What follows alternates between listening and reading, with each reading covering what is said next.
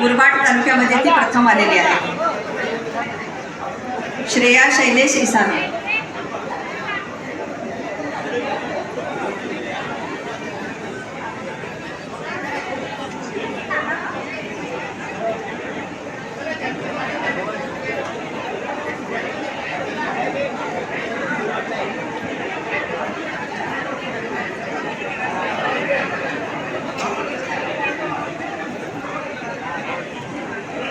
समोरून बाजूला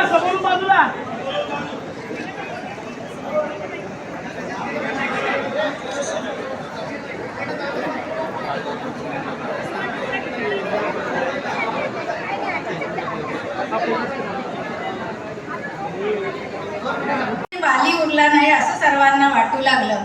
परंतु आपल्या अजितदादांची जागा फक्त आपल्या वहिनी साहेबच घेऊ शकतील असा विश्वास सर्व कार्यकर्त्यांना वाटला. म्हणून वहिनी साहेबांनीही आपला आभार व्यक्त. दळवे आणि राजश्री राजाराम गायकर या दोन मातांना मी मंचावर आमंत्रित करते. त्यांचा सत्कार आपण करूया. आणि प्रेरणादायी सुद्धा आहे, कारण आज आपण अशा मातांचा सन्मान करणार आहोत ज्यांनी स्वतःच्या कष्टानं, त्यागानं आणि संस्कारानं आपल्या मुलामुलींना, आपल्या लेकरांना घडवलेलं आहे, त्यांना शिक्षण दिलेलं आहे, संघर्ष करण्याची ताकद दिलेली आहे आणि समाजात कर्तृत्व सिद्ध करण्यासाठी प्रेरणा दिलेली आहे. आई एक नाव असतं, घरात गजबलेलं गाव असतं. आई एक नाव असतं, घरात गजबजलेल्या गाव असतं. आई खरंच काय असतं, तर हा सगळ्यांना पडलेला प्रश्न असतो. पण आई हेच सर्वस्व असतं. लेकरांची माय असते, वासरांची गाय असते. लेकरांची माय असते, वासरांची गाय असते, दुधावरची साय असते, लग्नांचा पाय सुद्धा असते, धरणीची ठाय असते, आई असते जन्माची शिदोरी, सरत नाही आणि उरतही नाही, ती आपल्या सगळ्यांची माय असते. कविवर्य फ.मु. शिंदे यांच्या या ओळी आईचं चित्रण करण्यासाठी फक्त पुरेशा नाहीत. तिच्या कष्टाचं मोजमाप खरं तर काहीच नसतं. तिच्या मायेला सीमा नसते. तिच्या त्यागाला आणि ऋणाला कोणत्याही शब्दात व्यक्त करताना शब्द अपुरे पडतात. प्रत्येक यशस्वी व्यक्तीच्या आयुष्यात पाठीशी तिच्या आईचे संस्कार, तिची प्रार्थना, तिचे अथक कष्ट आणि अथक परिश्रम उभे असतात. म्हणूनच आई हा शब्द केवळ एक नातं नाही, तर तो सृष्टीतला सर्वात पवित्र, सर्वात श्रेष्ठ, सर्वात प्रेरणादायी भाव असतो. अशा प्रत्येक मातेला आई महोत्सवाच्या या निमित्तानं मी मनापासून वंदन करते, मनापासून नतमस्तक होते. एखाद्या व्यक्तीच्या यशामागं अनेकांचा वाटा असतो. आपल्याला माहिती आहे की कुणी एकटा कधी मोठा होत नसतो. त्यांना मोठं करणारे अनेक हात असतात. पण त्या यशाचा सर्वात मोठा पाया जर कोणी रचत असेल तर ती म्हणजे आपल्या सगळ्यांचीच आई. आपल्या मुलांच्या भविष्यासाठी स्वतःच्या सुखदुःखाचा विचार न करता आयुष्यभर झटत असणाऱ्या या मातृशक्तीचा गौरव करणं हे केवळ औपचारिकता नसून समाजाचं कर्तव्यच आहे असं मी मानते. आणि हिंदुरावाने जो आज हा गौरव केला आहे त्यांचं मी मनापासून अभिनंदन करते. त्याचबरोबर ज्या गुणवंत विद्यार्थ्यांचा सत्कार होत आहे त्यांच्या यशामागे त्यांच्या अथक परिश्रमाबरोबरच आईवडिलांचे संस्कार, शिक्षकांचे मार्गदर्शन आणि प्रत्येक कुटुंबाचा थोडा तरी त्याग असतो. विद्यार्थ्यांचा सन्मान म्हणजे भविष्यातील महाराष्ट्राचा सन्मान आहे असं मी मानते. आजच्या या कार्यक्रमाच्या निमित्तानं मला 2007 साली मी अशाच बचत गटांच्या कार्यक्रमाला इथे आले होते, त्याची आठवण झाली. टिटवाळा येथे झालेल्या या महिला बचत गट मेळाव्याला उपस्थित राहण्याची मला संधी मिळाली होती. या कार्यक्रमामधली महिलांचा उत्साह, आत्मविश्वास आणि संघटन शक्ती मी पूर्वीच पाहिलेली आहे. आज पुन्हा एकदा मुरबाडच्या या भूमीमध्ये मातृशक्ती इतक्या मोठ्या प्रमाणावर गौरव होताना पाहून मला खरोखरच समाधान वाटलं. प्रत्येक क्षेत्रामध्ये महिलांचा वाढता सहभाग आणि समाजातील त्यांचे वाढते योगदान ही महाराष्ट्राची खरं तर अत्यंत अभिमानाची गोष्ट आहे. या सुंदर आणि समाजाभिमुख उपक्रमाचं आयोजन केल्याबद्दल प्रमोदजी हिंदूराव व त्यांच्या पत्नीचं मी मनापासून विशेष अभिनंदन करते. समाजातल्या कर्तृत्ववान मातांचा आणि गुणवंत विद्यार्थ्यांचा सन्मान करण्याची त्यांनी जपलेली परंपरा अत्यंत प्रेरणादायी आहे.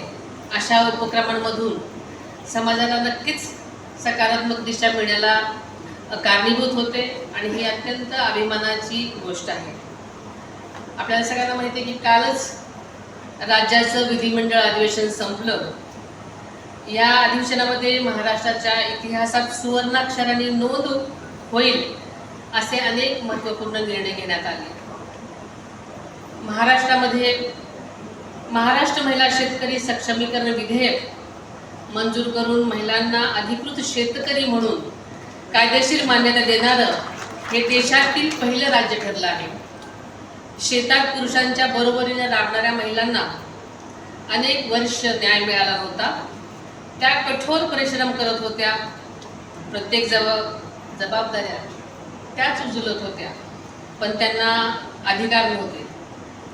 आणि म्हणूनच महायुती सरकारनं हा ऐतिहासिक अन्याय दूर करण्याचं काम केलेलं आहे. हा निर्णय शेती आणि मातीत राहणाऱ्या लाखो कष्टकरी महिलांच्या स्वाभिमानाला बळ देणारा आहे. आपल्याला माहिती आहे की महिलांच्या सक्षमीकरणासाठी महायुती सरकार अनेक महत्त्वपूर्ण निर्णय घेत आहे. आदरणीय अजितदादांच्या नेतृत्वाखाली माझी लाडकी बहीण योजना, पिंक ई रिक्षा योजना, स्वयंरोजगार, शिक्षण, आर्थिक स्वावलंबन आणि महिला सक्षमीकरणासाठी विविध योजनांचं प्रभावीपणे राबवलेलं आपल्याला सर्वांना माहिती आहे. राष्ट्रवादी काँग्रेस पक्षाने देखील नेहमीच समाजातील सर्वसामान्य माणूस केंद्रस्थानी ठेवून आपलं काम केलेलं आहे. महिला, शेतकरी, विद्यार्थी, युवक, कष्टकरी आणि ज्येष्ठ नागरिक अशा प्रत्येक घटकांचा विकास हेच आमचं ध्येय राहिलेलं आहे. महिलांचा सन्मान हा केवळ घोषणांमध्ये नसून शासनाच्या निर्णयामध्ये आणि धोरणांमध्ये तो दिसून येतोय.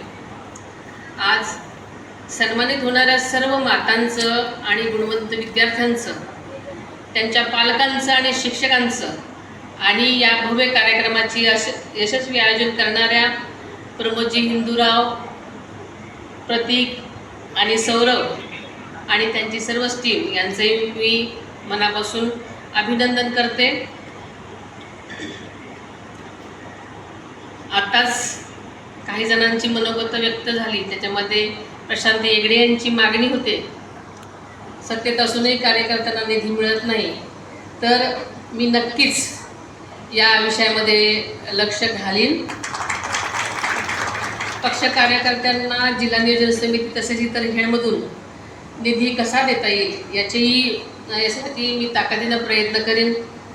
तसेच सगळेच हिंदूराव कुटुंबीय यांनी जे सांगितलेलं की त्या सर्वांनी माझी मागणी केल्यामुळे सर्व मुद्द्यांची मी नोंद घेतली असून क्रीडा विभाग व इतर विभागांशी संबंधित मागण्यांबाबत मी स्वतः लक्ष घालून त्यांचा पाठपुरावा करेन व त्या मार्गी लावण्याचा मी प्रयत्न करेन असं आपल्याला सांगू इच्छिते. तसेच सौरभ हिंदूरावांनी पहिलंच भाषण केलं, पण अतिशय चांगलं भाषण झालं असं मी म्हणेन. दादांना नक्की समाधान वाटलं असेल. आणि त्यांनी ज्या ज्या मागण्या केल्या होत्या मुरबाडच्या बाबतीमध्ये किंवा अनेक गोष्टी त्यांनी सांगितल्या, त्यांची मी दखल घेऊन त्याही चौकशी करून सगळ्या गोष्टी कशा नीट होतील यासाठी मी नक्कीच प्रयत्न करेन असं मी आपल्या सर्वांच्या साक्षीनं सांगू इच्छिते. तसेच आपण या कार्यक्रमासाठी मला बोलवलं, अनेक वर्षांनी इकडे येऊन मलाही खूप बरं वाटलं. खरं तर आज मला सकाळीच मोशीला जायचं होतं, ते अत्यंत वाईट दुर्घटना घडलेली आहे, त्याचं काम चालू आहे. मी सतत प्रयत्न करतच आहे फॉलोअप घेण्याचा आणि माझं लक्ष आहे. पण तुम्ही अनेक जणांनी हा मोठा कार्यक्रम घेतला होता म्हणून मी आले. त्याच्यामुळे मी आपला जास्त वेळ घेऊ इच्छित नाही. परत एकदा सर्व पुरस्कार्थी विद्यार्थ्यांचं, शिक्षकांचं, पालकांचं आणि आदर्श मातांचं मी मनापासून अभिनंदन करते. विद्यार्थ्यांच्या पुढच्या भविष्यासाठी खूप खूप त्यांना मी मनापासून शुभेच्छा देते. त्यांच्या यशस्वी आयुष्यासाठी त्यांनी सतत हार्डवर्क केलं तर नक्की यश मिळेल असं जाता सांगू इच्छिते. आणि परत एकदा त्यांचं अभिनंदन करते आणि इथेच थांबते. जय हिंद, जय महाराष्ट्र.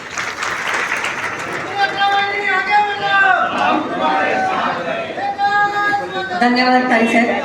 आपल्यालाही मनपूर्वक शुभेच्छा आणि पुढील कार्यासाठी अखंड आम्ही तुमच्याबरोबर आहोत एवढे मात्र आम्ही खात्री देतो. यानंतर काही